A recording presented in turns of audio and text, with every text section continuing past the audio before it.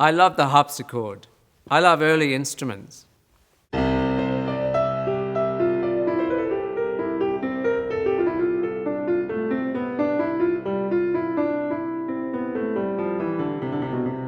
Some of my most consistently ecstatic experiences of Bach have been when listening to soloists and ensembles play on period instruments.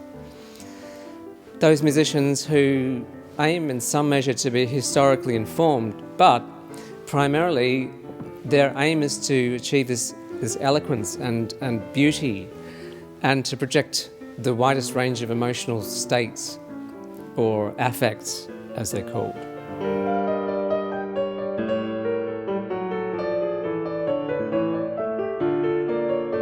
The modern piano is a phenomenal instrument. It's really a chameleon. It's capable of great transformation. When it comes to playing Bach on the modern piano, I've immersed myself in the whole sound world of early instruments. Harpsichord, strings, all of them really. I find them extremely beautiful and so subtle. The articulations, the exquisite shapings. I try and keep an image of this sound in my mind when I play. I like to imagine I'm listening to a Baroque orchestra, but also I don't hold back in using the full dynamic range and coloristic range of the piano.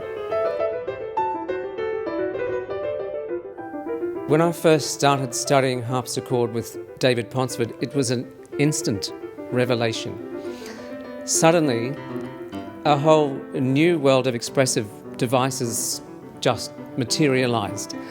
I've made a very specific and a very comprehensive use of harpsichord playing techniques on the modern piano. Things like early fingerings, harpsichord articulations, agogics, overholding, instead of just pushing down the right foot.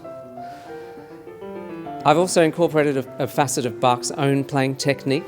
Forkel described how Bach's fingers played with a kind of a stroking movement toward the palm of the hand. Now this is complex, but it actually can translate to the modern piano.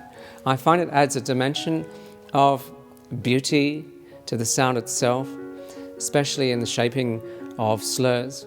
It also helps articulation. It helps to create many different levels of detaching.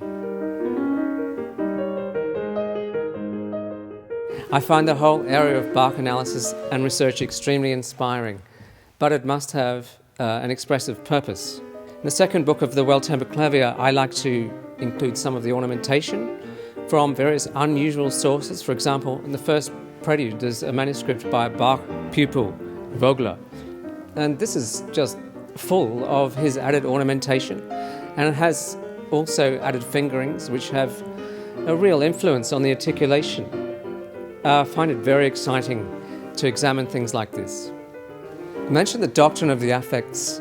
People like C.P. Bach and Matheson, they stress the performer must be subjectively moved. But how do we identify these affects, especially the more subtle ones? Well, it's very good to examine the cantatas and the passions and the B minor mass, because here we have words. The words are enhanced by the music. The music is explained by the words. There are so many similarities to the keyboard works. If we examine the affects in Book 2, we're really confronted with many subtle things, subtle emotions. Things like humility, contrition for sin, patience, courage, hope, determination. And of course in the second book we have many examples of great joy, just sheer unadulterated joy we find in Bach. And I'm not alone in thinking that Bach is the most euphoric of all composers.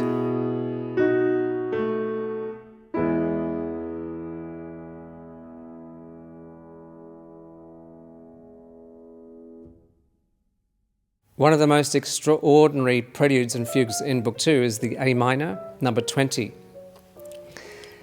I see these pieces as passion pieces set at the crucifixion of Christ. The prelude contains this painful, almost atonal chromaticism. It's rather similar to the Kyrie of the B minor Mass, and my whole approach to it is really based around that Kyrie.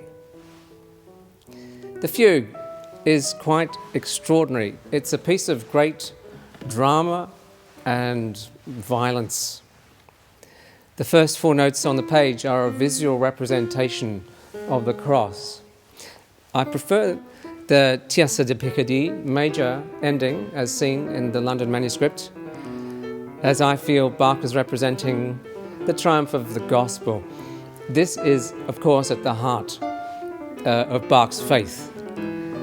It's a privilege, a great privilege, to play this music.